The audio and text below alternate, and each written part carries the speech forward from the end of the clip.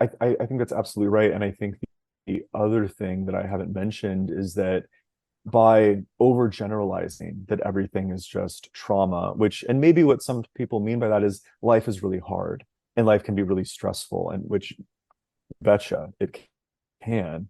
Um, I think that they're actually robbing people of these other distinctions that might actually help them understand themselves better and improve their mental health. And so I'll just give you actually a personal example. I lost my dad when I was younger, quite unexpectedly.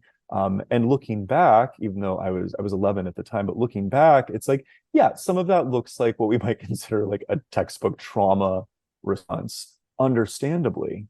Me at my age now, I don't have trauma for my dad's loss. It still, or from losing my dad, it still impacts me, you know. And then, we can have a whole separate conversation about grief, but in my personal therapy, on my personal journey, one of the more helpful reflections I ever got from a therapist was, don't look at this as something that, that is like good or bad or like traumatic in a sense, but it's a part of your story. This thing happened to you and it's impacting you. And how is it impacting you now? How is it showing up in your romantic relationships now, in your work life now, in whatever it is? And to say that it's, that, oh, well, all the ways that losing my dad impacted me is because of trauma, I think it completely actually invalidates a lot of the more, I think colorful and even sometimes harder human experiences that we have.